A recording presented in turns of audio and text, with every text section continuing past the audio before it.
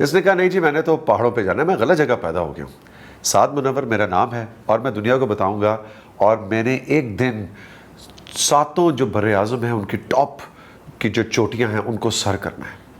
घर वालों ने भी कहा, महल्ले वालों ने भी, टीचर्स ने भी कहा यार बच्चे का कुछ करें यार, ये किधर, ये क्या है, इसका कोई इलाज कराएं, ये कैसी बातें करता है, ये किस दुनिया में रहता है। लेकिन साद मुनव्वर ने जिस दुनिया में रहना शुरू किया था फिर उस दुनिया को रियलिटी करके दिखाया। आज इनसे हम गप लगाएंगे और पूछेंगे कि ये वाकई कभी कभी फील होता है तो ये पहाड़ों में पैदा होना चाहिए था। नहीं तो सिख भाई, आई फील कि जहाँ पैदा हुआ उसकी वजह से एडेड बेनिफिट्स हैं, वो लर्निंग्स को नहीं, बेस्ट ऑफ बोथ वर्ल्ड्स। तो मेरे लिए ये 2 वर्ल्ड्स हैं, एक शहरों की दुनिया, इसके प्रिविलेजेस, इसकी एजुकेशन, इसकी जो समझ बूझ है, तो मुझे लगता है कि बड़ा उसका अपना फ़ायदा है। अच्छा, वाकई कहते थे लोग कि ये कैसे दीवानों की सी बातें करता है और ये क्या प्रोफेशन है, कोई काम का काम करो। कहते थे, आज भी कहते हैं, आज भी कहते हैं। एवरेस्ट समिट करके भी वापस हम जब घर गया, अम्मी भी तो भी मुल्क में नहीं है, लेकिन बाकी फैमिली ने, बड़ों ने रखा हुआ था कुछ सेलिब्रेशन टाइप, खाना और केक। तो एक जी लड़का हमारा माउंट एवरेस्ट सर करके आया है। हाँ जी, तो उसमें कोई छोटी बात नहीं है, क्योंकि जो बुजुर्ग होते हैं उनकी एक अपनी अंडरस्टैंडिंग है। तो वो मुझे कह रही थी कि पुत्र तू पढ़ा लिखा भी, कोई काम कितना कर रहा है, ठीक है। तो लेकिन मैं एंजॉय करता हूँ और बड़ों की बातों को, उनकी आई थिंक वो आपके लिए परेशान होते हैं, आपके लिए दुआ करते हैं। वो ये कह रही थी कि इतना ख़तरनाक पहाड़ों पर जाता है तो मुझे परेशानी होती है, डर लगता है, तो वो इसलिए ऐसे सोचते हैं। तो मुझे तो उसका मज़ा आता है, लेकिन हाँ आज तक कहते हैं। और कभी कभार ये भी कहते हैं कि अच्छा चलो काफ़ी साल हो गए हैं तो फिर जॉब कब शुरू करनी है। तो मैं कहता हूँ जी अल्लाह की रज़ा अगर हुई तो इंशाल्लाह कभी नहीं शुरू करनी। तो इस वक्त आपने 7 बर्रे आज़मों में से 5 की टॉप पीक सर कर ली हैं, नॉर्थ अमेरिका और अंटार्कटिका रह गया है। अल्हम्दुलिल्लाह, यस। अच्छा, और ये जो इंजरीज़ का या कोई आपका जिस्म का हिस्सा, कोई उंगलियां हमेशा के लिए ख़त्म हो जाने का या मौत का कोई खौफ, कोई डर नहीं होता?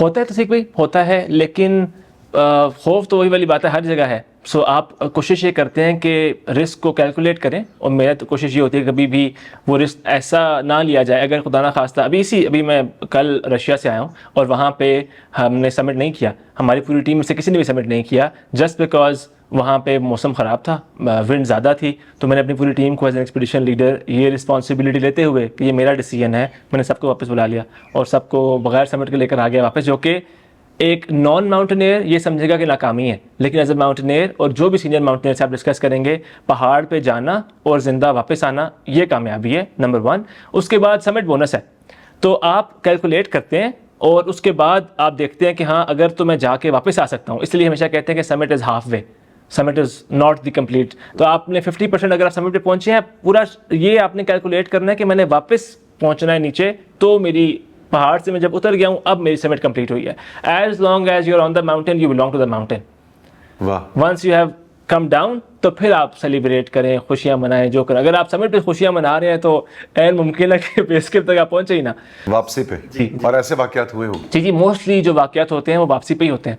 जो डेथ्स होती हैं, एक तो वैसे ही वापस जो नीचे उतरना है पहाड़ से वो ज़्यादा मुश्किल होता है, क्योंकि आपका जो वेट है, वो जो ग्रेविटी है और आपका बॉडी वेट है वो नीचे की तरफ जा रहा है। दूसरे में तो आप ऊपर की तरफ पुश कर रहे होते हैं, तो बेहतर उस कंडीशन में होते हैं, टेक्निकली भी ज़्यादा मुश्किल होता है।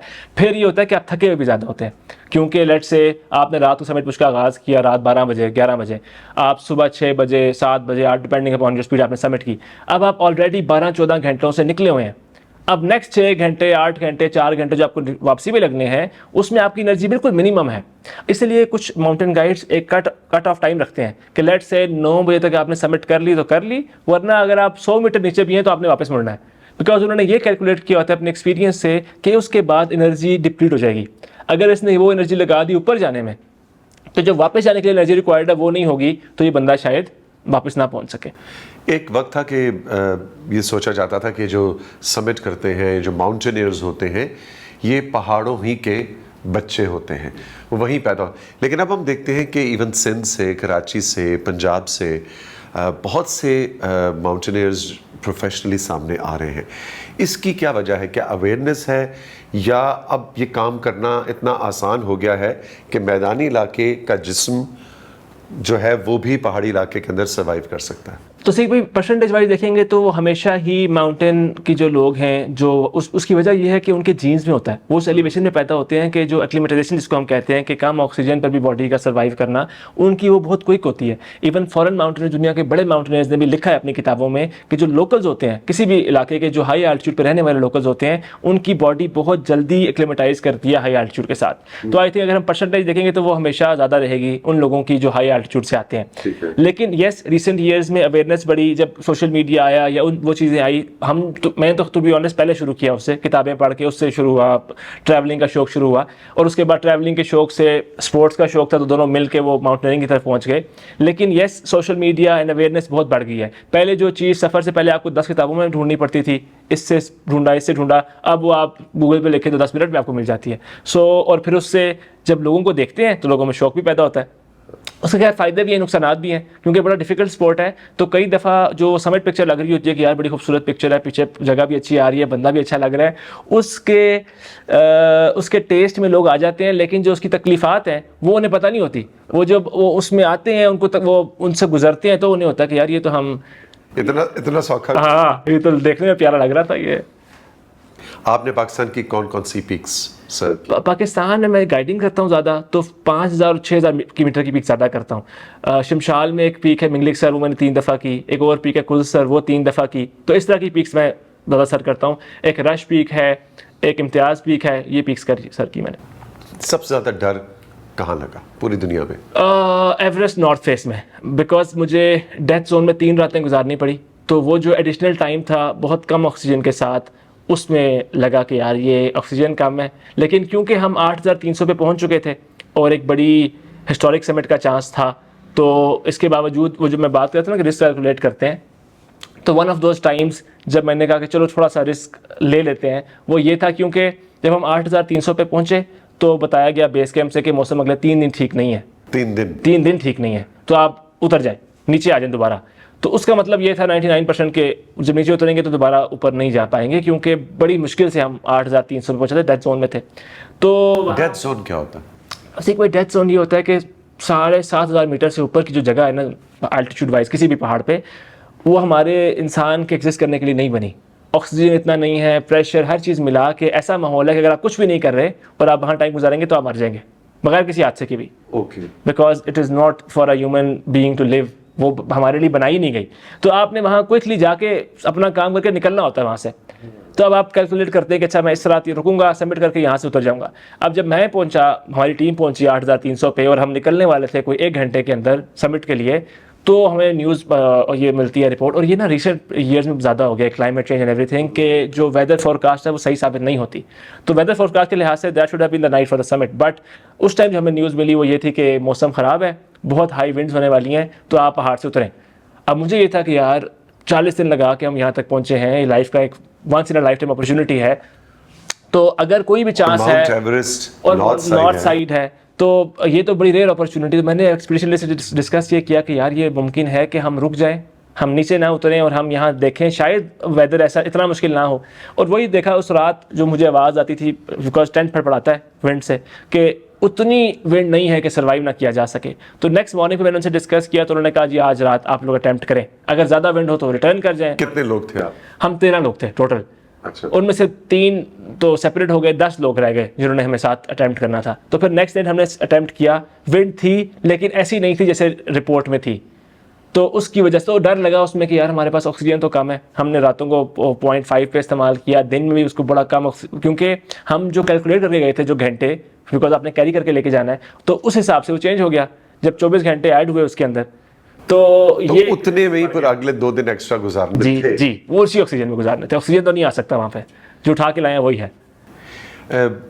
नॉर्थ साइड को इतनी वैल्यू क्यों दी जाती है एज अ माउंटेन? भाई हमारे लिए माउंट एवरेस्ट की हमारे लिए तो इसलिए वैल्यू दी जाती है बिकॉज किसी पाकिस्तानी ने किया वो नहीं था, मतलब अभी तक किसी पाकिस्तानी ने नहीं किया था। कुछ ने अटैम्प्ट किया था, बड़े ग्रेट माउंटेनर्स पाकिस्तान के, नज़ीर साबिर, कर्नल शेर खान, आई थिंक रजब शाह, मेहरबान शाह, ग्रेट माउंटेनर्स, इन्होंने अटैम्प्ट किया था 2007 में शायद, लेकिन अभी तक हमारा कोई भी माउंटेनियर समिट पे नहीं पहुंच पाया था।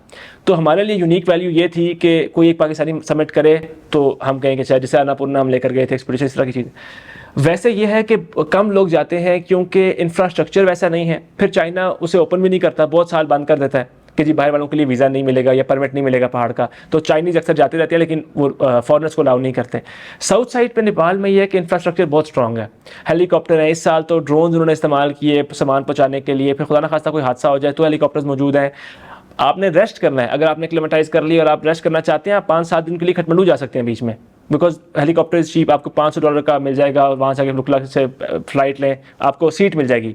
एक मिनट, ये बड़ी इंटरेस्टिंग बात है। मैं जरा इसको थोड़ा सा डाइजेस्ट करना चाह रहा हूँ कि मैंने पहाड़ चढ़ना शुरू किया, ये पहाड़ है, मैं यहाँ तक पहुँचा, मैंने जाना है, मैं बन कबाब खाने का दिल कर रहा है, अंडा शामी, मैंने हेलीकॉप्टर मंगवाया, उस पर बैठा, मैं काठमांडू गया, वहाँ जाके अंडा शामी खाया, 5 दिन रहा, फिर वापस वहीं आके उतरा, वहाँ से शुरू कर दिया। हाँ नहीं, वहाँ से नहीं, बेस कैंप तो आना पड़ेगा।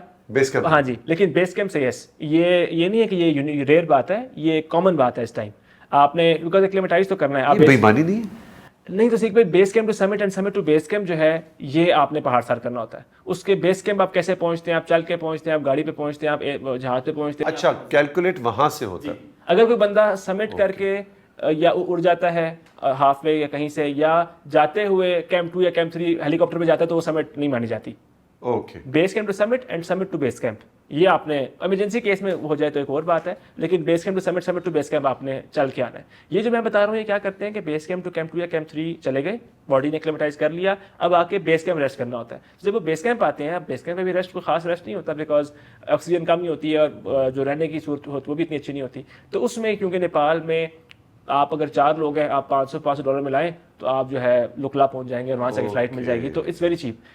तिब्बत में नॉर्थ साइड पे अलाउड ही नहीं है हेलीकॉप्टर, अगर रेस्क्यू भी चाहिए, बंदा मर भी रहा है, मर गया भी है, तो भी हेलीकॉप्टर अलाउड नहीं है। क्यों? चाइना ने अलाउ नहीं किया, कोई सिक्योरिटी रीजंस की वजह से शायद। सो किसी भी सिचुएशन में हेलीकॉप्टर अलाउड नहीं है, ये एक रीज़न है। फिर बहुत कम टीम्स होती हैं, लोग ही बहुत कम होते हैं। तो अब माउंटेनियरिंग में क्या होता है कि आपको सबसे जो डिफिकल्ट चीज़ है वो मेंटल पार्ट है, बिकॉज आप दुनिया से बहुत दूर हैं, कुछ वहाँ पे है नहीं, इंटरनेट भी नहीं है, तो आपको अगर 4 लोग ही मिल जाएं तो उससे भी आपको फ़र्क पड़ता है। तो नॉर्थ साइड पे वो भी बहुत कम है कि आपको लोग भी बहुत कम मिलते हैं, so you don't get to talk to anyone. अभी मुझे याद है हमारी टीम में 3-4 लोग थे, ऐसा टेंशन का माहौल होता था कि इसी तरह अगर मेस में आके बैठे हैं, 1.5 घंटा बैठे हैं, किसी ने किसी से बात ही नहीं की।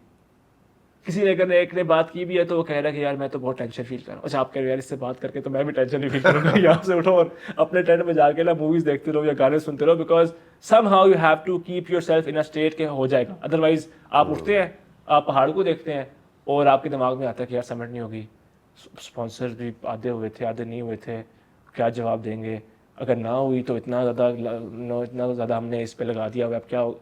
तो आपने ना मेंटली अपने आप को जवाब देते रहना है हर वक्त, वो बात बहुत मुश्किल है। मेंटल गेम है सारी, बहुत मुश्किल है मेंटली, फिजिकल से भी ज़्यादा मेंटली बहुत मुश्किल है। तो मेंटली स्ट्रांग होना और मेंटली पॉजिटिव रहना, कुछ लोग जो मेंटली पॉजिटिव रहते हैं ना, उनका इसमें बड़ा, बिकॉज उनको ये दिमाग बॉडी, अच्छा अब उसकी मुझे साइंस नहीं पता, जब ऑक्सीजन कम मिलता है ना दिमाग को तो उससे भी पॉजिटिव एनर्जी कम हो जाती है, वो नेगेटिव बातें सोचता है, वो चीज़ें बॉदर करती हैं जो कभी ज़मीन पे की नहीं होती। आप की 2 किताबें आ चुकी हैं, तीसरी आप आजकल लिख रहे हैं, वो भी आने वाली है, राकापोशी के साए तले और चौबोरी, जो कि केटू का असली नाम है चौबोरी, ये मुझे साथ से ही पता लगा था। तो ये किताबें लिखने का मकसद क्या, कि तारड़ साहब जैसे सफ़रनामे पढ़ पढ़ के ख्याल आया कि लिखूं, या एक माउंटेनियर के अंदर एक राइटर अलग से है, मतलब ये 2 साध हैं जो एक ही बॉडी में सरवाइव कर रहे हैं? ऐसे ही तो सीख भाई, आई थिंक कि शुरू में तो मेरी लिखने की कोई मैंने नहीं सोचा था, बट मेरे फैमिली में कुछ लोग लिखते हैं, तो मेरे भाइयों ने बड़ा पुश किया, स्पेशली जो सबसे बड़े भाई हैं, मुझे याद है, उन्होंने कहा कि यार आप लिखो। तो शुरू में उन्होंने कहा किताब लिखो, तो उसका मुझे बड़ा एक प्रेशर फील हुआ कि किताब पूरी अब मैं लिखूं बैठ के इसके ऊपर, तो ये तो बड़ा मुश्किल काम है। मतलब एक 200-300 सफ़े की मुझे पहले अगर बता दिया जाए कि आपने किताब लिखनी है तो यू थिंक लाइक अच्छा ये तो, बट देन उन्होंने कहा छोड़ो किताब ना लिखो, आप जस्ट अपना एक्सपीरियंस लिखो, हम नहीं पब्लिश नहीं करेंगे, फैमिली के लिए लिखो। तो जब मैंने लिखना शुरू किया, जो तुम जाते हो माउंटेनियरिंग, जब मैं केटू से होके आया जी, जब केटू से होके आया, तो उन्होंने कहा कि अपना एक्सपीरियंस लिखो, ये बड़ा रेयर एक्सपीरियंस है, हम में से भी किसी ने नहीं किया हुआ, फैमिली में किसी ने नहीं किया हुआ, आपके हमारे किसी हल्का अहबाब में किसी ने नहीं किया, तो जस्ट राइट द एक्सपीरियंस। जब मैंने वो लिखना शुरू किया तो मैं लिखता मैं बचपन से था, थोड़ी बहुत कहानियाँ वगैरह, तो जब लिखता रहा तो वो जब एंड देखा तो वो तो 250-300 सफ़े की किताब बन चुकी थी, और मैं सिर्फ वो लिख रहा था जो मेरे इस पर बीती थी और जो मेरा मुशाहिदा हुआ था कि यार ऐसे लोग हैं या लोग आते हैं तो ये अच्छा ये बुरा, अपने जो भी मेरी फीलिंग्स हैं, इवन सोसाइटल बातों पर भी। तो वो पहले जब लिख ली और वो लोगों ने पसंद की तो फिर मुझे कहा कि ठीक है यार ये तो हो सकता है। और एक और मुझे एक जगह मिल गई एक्सप्रेशन के लिए, बिकॉज मैं समझता हूँ कि सोशल मीडिया ये जगह जो है ये सीरियस एक्सप्रेशन मुझे लगता है कि एट टाइम्स एक्सेप्टेंस नहीं है। रैंडम बातें तो आप मतलब लेक्चर मैंने सबमिट किया, यस श्योर, वो आप शेयर कर दें, बट अगर मेरा किसी बात पर बहुत संजीदा कोई ओपिनियन है तो इट कैन गो, वो अगला बंदा कुछ और उसको तरफ समझ जाएगा, आप उसको कमेंट में फिर समझाते रहेंगे नहीं मैं तो ये नहीं, मैं तो ये कह रहा था। तो मुझे लगा कि यार ये जगह ठीक नहीं है। किताब में मैं अपनी बात जो मुझे लगता है डिटेल्ड एक कॉम्प्रिहेंसिव बात कर सकता हूँ तो वो मैं कर लेता हूँ। ट्रैवलिंग की यस ट्रैवलॉग्स हैं, बट उसके अंदर मैं ओवरऑल भी बातचीत करता हूँ। तो पहले जो 2 किताबें हैं वो यस ट्रैवलॉग्स हैं, और तारड़ साहब का कह सकते हैं कि उसमें बड़ा रोल है, क्योंकि तारड़ साहब की मैंने बहुत किताबें पढ़ी, 20 किताबें पढ़ी तारड़ साहब की, सफ़रनामे बहुत पढ़े, और उससे बहुत शौक पैदा हुआ ट्रैवलिंग का। माउंटेनियरिंग का तो नहीं कह सकता, उन्होंने माउंटेनियरिंग तो बहुत कम किया, लेकिन ट्रैवलिंग का बहुत शौक पैदा हुआ, नॉर्थ का भी और हर जगह का।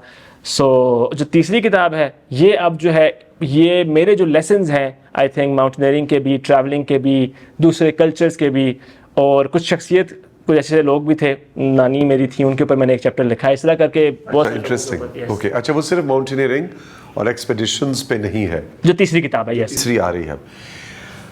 फैसलाबाद में आपको एक खातून मिली थी, वो क्या कहानी है? फैसलाबाद में अभी जब मैं एवरेस्ट जा रहा था तो फ़्लाइट फैसलाबाद एयरपोर्ट से थी, तो जब हमारा जो सामान होता है इसके फैसलाबाद से दुबई थी? जी, फैसलाबाद से दुबई एंड दुबई से काठमांडू, ये भी कुछ करें इसकी कोई डायरेक्ट फ्लाइट शुरू करें, फिर ऊपर से पाकिस्तान के ऊपर से गुजर के दोबारा जाते हैं हम, वापस आते हैं फिर ऊपर से वापस। हाँ जी। तो अब हमारे सामान में आइस एक्स, क्रैम्पॉन, रस्सियाँ, इस तरह की चीज़ें होती हैं, सिक्योरिटी से जब गुजरती है तो पूछते हैं कि ये क्या है। जब मेरी भी आखिरी सिक्योरिटी चेक से गुजर रहा था तो उन्होंने मुझसे पूछा, तो मैंने बताया कि जी मैं पहाड़ सर करने जा रहा हूँ। तो जो तो चेक कर रहे थे वो नहीं, कोई बस 20 फुट दूर एक खातून बैठी थी, तो वो उठ के आ गई और बड़ी बड़ी थी, तो उन्होंने कहा बेटा आप क्या किधर जा रहे हो? तो मैंने कहा जी मैं एवरेस्ट क्लाइंब करने जा रहा हूँ। तो उन्होंने कहा ये आप अपनी जान ख़तरे में डाल रहे हो, ये कोई तरीका है और इंसान को ऐसे नहीं करना चाहिए। और मैंने कहा जी, मैं पहले ही थका हुआ था, 4 घंटे की ड्राइव के बाद वहाँ पहुँचा था, फिर सारे, मैंने कहा जी चले, इतनी मतलब मैं आपसे लंबी बात क्या करूँ, बट ठीक है मुझे जाने दें आप। तो उन्होंने कहा अपने मुफ्ती से पूछो, अपनी जान को ऐसे ख़तरे में डालना जो है ना ये इस्लाम में भी ठीक नहीं है।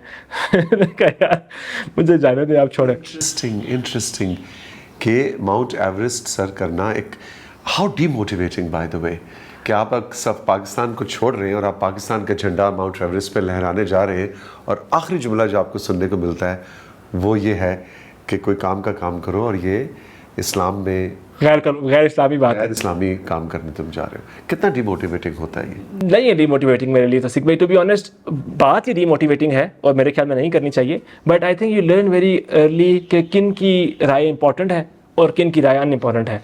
पब्लिक तो बहुत कुछ कहती है, तो आप तो उनको नहीं जाके बता सकते कि क्या, मतलब बहुत सारे लोगों का ख्याल है सही है, बहुत सारे लोगों का ख्याल है गलत है। मेरे लिए वो सारे ख्याल अनइम्पॉर्टेंट हैं आइदर वे, क्योंकि मेरे वालिदैन, मेरे बहन भाई, मेरे कलीग्स, सीनियर्स जो जिनसे रिश्ता है, वाबस्तगी है, जिनके ओपिनियन को मैं समझता हूँ कि बड़ी वैल्यू रखती है, उनसे मैं शेयर करूँगा। वो मुझे कोई मशवरा भी देंगे कि यार, तो मैं सोचूंगा कि उन्होंने अब मुझे सड़क पर चलते चलते कोई बंदा कोई बात कहेगा तो उनकी अपनी परेशानी होगी। मैं ये समझता हूँ कि maybe she sees her own son in me, कि उनका बेटा है शायद अकेला है, वो ऐसा कोई करता है काम जिससे उनको डर लगता है, उनको लग रहा है कि यार ये भी ऐसे करने जा रहा है कल को, ऐसी कोई बात होगी। अदरवाइज तो it's not of her business, it's not of her concern. तो वैसे भी सड़क पे आप देखें जो बगैर हेलमेट के मोटर बाइक्स लड़के चला रहे होते हैं, मेरा ख्याल है माउंट एवरेस्ट से ज़्यादा वो ख़तरा है ऐसे ही कि वो बच्चा आपका सही सलामत घर वापस आएगा नहीं आएगा, उन वो कंसर्न भी होना चाहिए। भाई एज ए मुसलमान तो हमारा यही मानना है ना कि अल्लाह ताला के हाथ में है, वो जब चाहें उसमें, तो हम इधर बैठे बैठे कौन सा हमारा इख्तियार है अगली सांस पे कि हम कहें जी नहीं मैं तो नहीं इधर मर सकता, मुझे कोई इधर मार के दिखाए, मैं पहाड़ पर ही शायद मर सकता हूँ। तो मुझे लगता है कि आप जब चीज़ें करते हैं तो आपका और तरह का एक वो डेवलप होता है। मैं ये समझता हूँ कि इंसान उतना ही खतरे में घर पे है जितना पहाड़ पे है। एंड इफ़ आप, वही मैंने जो शुरू में बात की कैलकुलेटेड रिस्क वाली, हम वहाँ पे मरने नहीं जाते। ये कोई एक मिसकंसेप्शन है लोगों की कि वो बंदा जा रहा है तो पता नहीं है। मेरे अपने दोस्तों ने इस तरह की बातें की, यार तू की सोच रहे हैं फलां फलां, इस तरह की बातें कह रहे हैं कि यार बड़ा खतरा होता है। एक दिन तो मुझे फ़ोन किया कि अच्छा शायद तू वापस ना आए तो पीछे से कोई काम है तो मुझे बता दे। मैंने कहा मैं आपा ही कर लूँगा भाई, तो रहने दे, मैं आ जाऊँगा इंशाल्लाह, अल्लाह ने खैर की तो ऐसी है। सुना माफ। हाँ, उसने कहा पीछे पीछे मुझे बता दे, कोई अगर तेरी रिस्पॉन्सिबिलिटीज़ हैं तो मैं तेरे लिए कर दूंगा। मतलब ही वो सेइंग आउट ऑफ लव, और बड़ा करीबी दोस्त है मेरा। लेकिन अगेन वो अवेयरनेस भी नहीं है। एक हमें इशू जो फेस होता है वो स्पोर्ट का भी, जो मेरे मेंबर्स थे, 2 लड़कियां थी अभी रिसेंटली जो मैं गाइड कर रहा था, तो बड़ी परेशान थी कि समिट नहीं हुई तो अभी पीछे लोग क्या कहेंगे, और जो है ना हमें वो किस मुल्क से थी वो? पाकिस्तानी थी। अच्छा। लेकिन तो अब बात ये थी कि मैंने उनसे ये कहा कि आपका कोई कसूर नहीं है, मैं समझ सकता हूँ बिकॉज हमने भी सारी चीज़ें फेस की हैं। इस स्पोर्ट की अवेयरनेस नहीं है, बहुत सारे लोग ये समझते हैं। मुझे बल्कि याद आ गई, नज़ीर साबिर ने एक किस्सा सुनाया था कि जब पहली मरतबा वो एवरेस्ट अटैम्प्ट करके आए तो समिट नहीं हुआ था। जब वो वापस आए तो किसी रिपोर्टर ने उनसे कहा कि don't you feel ashamed of yourself that you went and you couldn't summit and you are alive and you came back. तो वो कहते हैं पहले तो मैं 5 मिनट सोचता रहा इसने कहा क्या है, क्योंकि दिस इज अनबिलीवेबल। लाइक आप एक इंसान को कहें यार तू जिंदा वापस कैसे आ गया, तुझे शर्म नहीं आ रही? तो लोगों की अवेयरनेस ये है इस स्पोर्ट की कि जो बंदा गया है अगर वो समिट नहीं करके आता तो नाकाम हो गया। बिल्कुल ऐसा नहीं है। ये कोई वो बॉक्सिंग थोड़ी है कि एक जीत के एक हार गया। आप अगेंस्ट द नेचर हैं, आप हज़ार चीज़ें सीखते हैं और इसके तो मतलब अनगिनत फ़वायद हैं मुल्क के लिए भी। आप वो मैं तो भी जाता हूँ तो बहुत सारी लर्निंग्स लेकर आता हूँ फ्रॉम रशिया, फ्रॉम किलिमंजारो, और वो हम अपने माउंटेन टूरिज्म पे अप्लाई करते हैं कि यार गाइडिंग में वो लोग वहाँ पे ये चीज़ कर रहे हैं, उनको बड़ा फ़ायदा हो रहा है, तो हम भी यहाँ पे ये करें। और उससे आमदनी आती है, मुल्क का फ़ायदा होता है। जो लोग आते हैं वो मिनिस्ट्री ऑफ टूरिज्म को परमिट पे करते हैं, तो अगर आज 400 आ रहे हैं, अगर हम 4000 लेकर आ पाएंगे, माउंटेनियर्स के थ्रू ही आना है, माउंटेन गाइड के थ्रू आना है, तो मुल्क का बड़ा फ़ायदा होगा। लेकिन उतना दूर हमारे लोग सोचते ही नहीं है, उससे पहले ही। तुम्हारी शादी हुई हुमा से, तो जब रिश्ता भेजा तो क्या कहा था जी? मुंडा की करते मुंडा पार चढ़ता। ये बड़ी इंपॉर्टेंट चीज़ थी मेरे लिए तो सिग्बे, टू बी ऑनेस्ट। जब मेरे पेरेंट्स मुझे रिकमेंड करते थे कि यार वो लड़की बड़ी अच्छी है, उससे शादी कर लो, तो मैं कहता था कि जी वो बहुत अच्छी होगी, लेकिन ये एक पूरा बड़ा एफर्ट लगेगी ये समझाने में कि मैं क्या करता हूँ और इसका क्या एक कैरियर है, और मतलब I need somebody who understands me. So Huma की अच्छी बात ये थी कि हम दोनों we were friends for a long time since many years. So मुझे ये परेशानी नहीं थी कि मुझे एक्सप्लेन करना है जाके कि मैं ये करता हूँ और आपको, क्योंकि जैसे मैंने कहा वो खातून का मेरे लिए ओपिनियन बिल्कुल इंपॉर्टेंट नहीं था, but it is very very important for me कि जो मेरा पार्टनर हो वो रिस्पेक्ट करता हो कि मैं क्या करता हूँ। अगर उसका ये ख्याल है कि तुसी की कर हो जी, छो जी ये काम फलां दा बंदा तय करता है, तुसी भी वो करो, तो अगर ये इधर जाएंगे तो वो मेरे लिए परेशान कौन होगा, मैं कैसे घर में वक्त गुजारूंगा। तो हमारी दोस्ती थी, अंडरस्टैंडिंग थी। हुमा खुद एडवेंचर करती है, वो ट्रैकिंग भी करती है, क्लाइंबिंग भी करती है, कुछ पहाड़ हमने साथ भी सर किए हैं, तो वो एक क्लैरिटी है। बल्कि मेंटली मुझसे ज़्यादा स्ट्रॉन्ग है I feel. And at times जो जनरल एडवेंचर है, मुझे जनरली मैं हर वक्त एडवेंचर के मूड में नहीं होता। मैं करता हूँ गाइडिंग करता हूँ, उसके बाद घर आके मैं मूवीज़ देखता हूँ, पॉपकॉर्न खाता हूँ। ये नहीं कि अब ये ख़तरनाक राइड है तो मैंने ये भी लेनी है, फरारी वर्ल्ड में तेज़ गाड़ी है मैंने ये भी चलानी है। हुआ तो 24/7 एडवेंचर है। अच्छा। उसने गाड़ी भी चलानी है, उसने राइड भी लेनी है, उसने पहाड़ भी सर करना है। वो 2-3 महीने अगर गुजर गए हैं तो उसने सोचना है कि कुछ एडवेंचरस नहीं हुआ, कुछ होना चाहिए। आपकी एज कितनी है? 30 दिस ईयर इंशाल्लाह। अभी 30 के होना है, जी, अभी 29। बहुत जल्दी पैसा भी, फेम भी, नाम भी, और मैं एक और लफ्ज़ इस्तेमाल करना चाहूँगा जिस प्रोफेशन में बहुत ज़्यादा, वो है रिस्पेक्ट, ऑनर। कितनी एज होती है, क्या किसी भी उम्र में, या समझते हो कि कोई रिटायरमेंट की एज होगी कि 50 के बाद नहीं करना या 40 के बाद नहीं करना, या करते चले जाना है बुढ़ापे तक? तो सिख भाई एज माउंटेनियरिंग वाइज तो बहुत डिफरेंट है। ऐसे लोग भी हैं जो 70s में 80s में भी क्लाइंब कर रहे हैं, बट ऑफ कोर्स वो तब मुमकिन है जब आप इतने फोकस खुद को उस पर रखें, सर्टेन डाइट, सर्टेन एक्सरसाइज, और हर वक्त आप उसमें फोकस रहें। मुझे नहीं मालूम टू बी ऑनेस्ट मैं कब तक करूँगा, बिकॉज आपको पता है मेरे मुख्तलिफ शौक़ हैं, राइटिंग का भी है, इसका भी है। मुझे एक शौक़ है कि मैं ट्रैवल शो बनाऊँ, मुझे ऐसा शौक़ भी है कि मैं शायद ड्रामा लिखूँ या मूवी लिखूँ। तो इसको मैंने एक ऐसे ज़रिया मार्च बना लिया है। मेरी एक टूरिज़म कंपनी है, मे बी मैं देखूँ अगले 10 साल में गाइडिंग करूँ, माउंटेन गाइडिंग करूँ मुख्तलिफ जगहों पे। हो सकता है जब वो ऑटोमेट हो जाए, मुझे लगे कि यार अब ये मेरी ज़िंदगी चला रही है, तो मैं ट्रैवल शो बनाने में लग जाऊँ। तो मुझे वो नहीं मालूम। It is one of my passion, it is not the entirety of my personality कि मुझे ज़िंदगी में सिर्फ पहाड़ चढ़ने का शौक़ है मुझे, और मैं उसके लिए वो ऐसा नहीं है मेरे केस में। बहुत शौक़ है एंड आई लव माउंटेन्स, और जब मैं कुछ देर शहर में रहता हूँ, कोई महीना 2 महीना, तो मैं कहता हूँ मैं कब जाऊँगा यहाँ से, क्योंकि बहुत नॉइज़ है और बहुत ज़्यादा यहाँ पे हेक्टिक लाइफ है कि सुबह इससे मिलना है, शाम को उससे मिलना है, दोपहर को यहाँ जाना है। तो वो जो नॉइज़ से एक दूरी है, एक सुकून है पहाड़ का, वो उससे मुझे बहुत ज़्यादा प्यार है और मैं उसको बहुत मिस करता हूँ। तो लेकिन गाइडिंग में कब तक करूँगा ये मुझे नहीं मालूम। हो सकता है 40 तक करूँ, 50 तक करूँ, नहीं मालूम। तुम्हें कुछ याद है तुम फर्स्ट टाइम मेरे शो में कब आए थे? हमारी पहली मुलाकात 2017 या 18 होगा, आफ्टर जो मेरे ख्याल में पहली किताब लिखी थी, तो 6-7 साल तो हो गए। 6-7 साल पहले। मुझे याद है कि उस वक्त जब तुम अपनी ये ड्रीम्स मुझे बताते थे तो मैं कहता, मुझे अच्छी तरह याद है, मैंने पूछा था ये हो जाएगा, और मेरा हो जाएगा पूरा होने से पहले यू सेड यस। मतलब यू वर सो क्लियर कि तुमने क्या करना है। ये क्लैरिटी ये कहाँ से आई? तो सिख भाई 2-3 चीज़ें हैं। एक ये है कि आई फील लाइक कि जो आप मतलब आपके दिल में है, मतलब मुझे चीज़ की कंप्लीशन का मसला नहीं है। लेट्स से मैंने सोचा कि 7 समिट्स करनी है, अल्लाह ताला की रज़ा होगी तो हो जाएगा, नहीं होगा तो नहीं होगा। मेरी दुआ इतनी है कि अल्लाह ताला मुझे वो मौका दें करने का, और कुछ नेगेटिव किए बगैर, किसी का नुकसान किए बगैर, कोई ऐसी चीज़ किए बगैर जो एथिकल ना हो, गलत हो, उसके बगैर मैं उस प्रोसेस में रहूं। जो जैसे वो शेर है ना कि ए राहबर कामिल चलने को तैयार तो हूँ पर याद रहे, उस वक्त मुझे भटका देना जब सामने मंजिल तो है। मंजिल तो कोई नहीं है। इस प्रोसेस में रहना, किताबें पढ़ते रहें, अच्छे लोगों से मिलते रहें, अपने शौक माउंटेन्स में जाते हैं। मैं अपने आप को बताता हूँ, कभी अगर मैं नाकाम हो जाऊँ किसी चीज़ में, लेट्स से नाकामी इस सेंस में कह रहा हूँ कि किसी पहाड़ पर जाना था, स्पॉन्सरशिप नहीं मिली, या कुछ करना था अचीव नहीं हुआ, तो मैं कहता हूँ इट्स ओके। सोच चीज़ें वो थी, उसमें भी नाकामी मिल सकती थी, अल्लाह ताला की रज़ा से अल्लाह ताला ने उसका माहौल बना दिया और चीज़ें हो गई।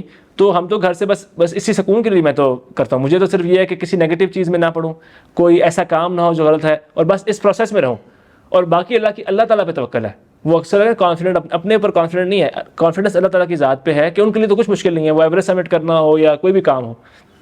तो जो सारा बैंक है ना मेरा, कि मैं बैंक किस पे कर रहा हूँ, अल्लाह ताला के ऊपर है कि वो करवा देंगे इंशाल्लाह। जब बिल्कुल पहाड़ और तुम आमने सामने होते हो और उसकी आगोश में होते हो, कोई भी पहाड़ हो, एवरेस्ट हो, केटू हो, किलिमंजारो, कोई भी पहाड़ बात करता है, बिल्कुल करता है। क्या कहता है?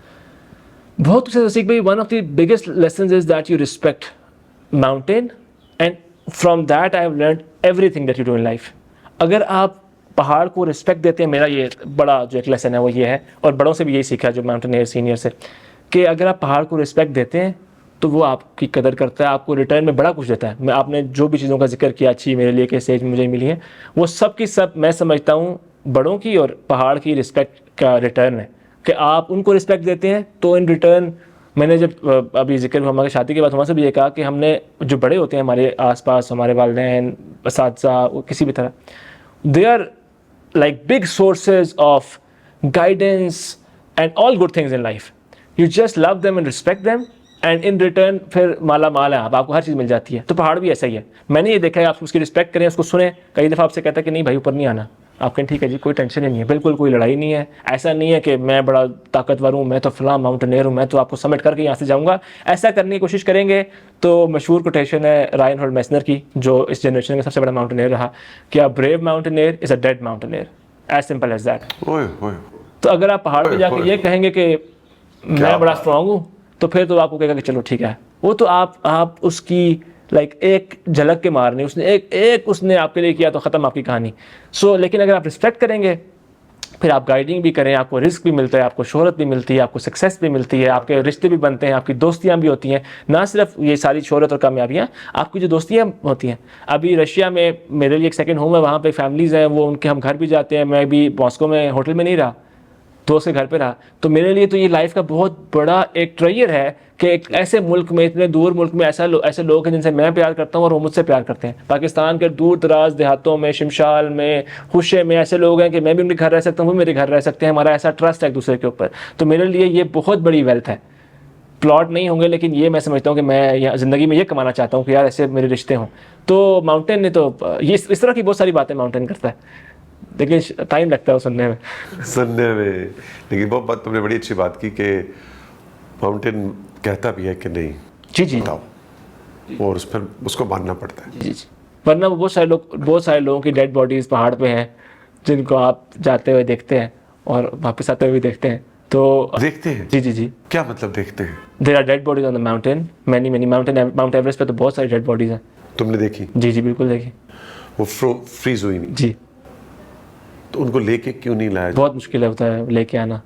जिस जगह पे आप खुद को चलाना बहुत मुश्किल है, आप भी नियरली मर रहे हैं, तो वहाँ पे किसी को लेके आना तो बहुत। जो लोअर सेक्शंस होते हैं मस्त तो ले आते हैं, बट ये जो मैं बता रहा हूँ ये तो 8,500, 8,600। और ये भी नहीं पता वो किसकी है? मतलब मुझे तो सबका नहीं मालूम, लेकिन जो अथॉरिटी तो उन्हें पता होगा।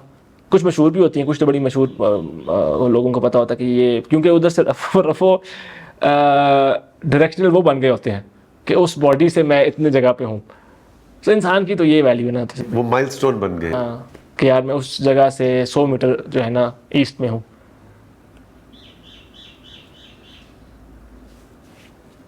That's the reality of life, आपको पता है। That is the reality of life, कि मरने के बाद भी मेरी लाश जो है वो आने वाली कितनी जनरेशन्स को रास्ता दिखा रही है। हाँ जी बिल्कुल, ये भी एक उसका पहलू है। ये पहलू देख रहा हूँ उसका। मैं उसके इस पहलू पे फोकस करता हूँ कि इंसान का जो, बिकॉज तकब्बुर मुझे समझ में नहीं आता एक चीज़ जो है ना, क्योंकि माउंटेन्स हमें ये बताती हैं, नेचर भी ये बताती है। आई थिंक शहरों में शायद इंसान को इतना भरोसा होता है अपनी गाड़ियों पे, अपने पैसे पे, अपनी उस पे कि यार मैं तो इधर इतने मिनट में इधर पहुँच जाऊँगा, या मेरे लिए तो ये मसला ही नहीं है, मेरे कॉन्टैक्ट्स हैं वगैरह वगैरह। जब आप माउंटेन पे होते हैं, just you what ever you have learned and you know it's a mountain, तो देन यू रियलाइज़ कि यू आर नथिंग, आपकी तो कोई ताकत नहीं है। अल्लाह ताला की जो कुदरत की है और जो ताकत है और जो बड़ाई है, उसके सामने तो आप कुछ भी नहीं है। और नेचर भी अल्लाह ताला की ताकत का एक साइन है। तो माउंटेन हो, ओशन हो, डेजर्ट हो, उनकी वसअत जब आप देखते हैं और अपने आप को देखते हैं, आप जैसा एक पड़ा हुआ है तो आप कहते हैं यार क्या पता है मुझसे ज़्यादा स्ट्रॉन्ग था, मुझसे ज़्यादा स्किलफुल था, तो ये तो इधर है। तो वो जो एक आई थिंक ह्यूमिलिटी, आपको जो humility is I think synonym with for me honesty, एक सच्चाई जो है नहीं है। जो आप तो पढ़ेंगे, तो मैं एक इंटरव्यू सुन रहा था कि वो जो पत्थर से बनाते हैं, उसने कहा कि मैं तो सिर्फ तस्वीर वही मौजूद है, मैं सिर्फ एडिशनल पत्थर हटा देता हूँ। तो इसी तरह सच्चाई से भी जब पर्दा उठता है ना, कि आपको रियलाइज़ होता है कि अच्छा यार this is who we are, like this is the reality of our power, कि हम बड़े हैं ना, इतना भी इख्तियार नहीं है कि ख़ुद को उतार सकें। वाह। सो ये भी एक उसका है। Saad, good luck, so proud of you, खुश रहो।